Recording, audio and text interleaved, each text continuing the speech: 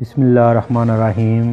السلام علیکم دوستو، آج کی ویڈیو اقامے کے متعلق ہے کہ آپ اقامے کو اس کی ایکسپائری ڈیٹ سے پہلے کتنی دیر پہلے تجدید کرا سکتے ہیں، اور اگر آپ نے ٹائم پر تجدید نہیں کرایا تو کتنے دن بعد آپ کو جرمانہ جو ہے وہ پڑ جائے گا، اور تاخیر ہونے کی صورت میں کتنا جرمانہ ہے، پہلی تاخیر دوسری تاخیر میں کتنا جرمانہ ہے۔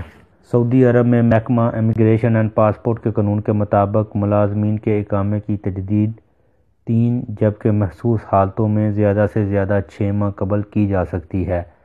نئی تجدید کی مدت 1 برس ہوگی۔ اقامے کی تجدید کی جانے والی پرانی مدت میں شامل ہو جائے گی، یعنی اگر آپ ایکسپائری ڈیٹ سے پہلے اپنے اقامے کی تجدید کراتے ہیں، 3 ماہ پہلے کراتے ہیں، تو وہ 3 مہینے جو آپ کی ایکسپائری کو باقی ہیں وہ بھی نئی تجدید میں شامل ہو جائیں گے، یعنی پھر آپ کا اقامہ 1 سال 3 ماہ بعد ایکسپائر ہوگا۔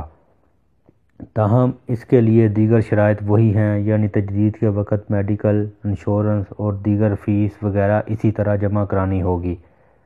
اس کے بعد ہے کہ قانون کے مطابق اقامے کی مدت تجدید کے لیے لازمی ہے کہ مدت ختم ہونے سے کم 3 دن قبل تجدید کرانا ہوگی، یعنی اگر آپ اپنا اقامہ تجدید کرانا چاہ رہے ہیں تو اس کو ختم ہونے سے پہلے 3 دن کم سے کم پہلے آپ کو تجدید کرانی ہوگی۔ تجدید نہ کرانے پر اقامے کی مدت ختم ہونے کے 3 دن بعد یعنی چوتھے روز سے جرمانہ عائد کیا جاتا ہے، جو کہ پہلی بار 500 ریال ہوتا ہے۔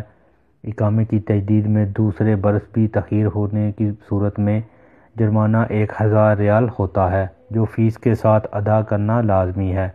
یاد رہے، اقامے کی تجدید میں تاخیر پر عائد ہونے والا جرمانے کی رقم میں اضافہ نہیں ہوتا، یعنی تاخیر کی مدت کا آغاز ہوتے ہی 1 برس تک جرمانے کی رقم 500 ریال ہی رہتی ہے۔ تو دوستو، یہ تھی آج کی ویڈیو۔ امید ہے آپ لوگوں کو پسند آئی ہوگی۔ ویڈیو کو لائک اور شیئر ضرور کریں۔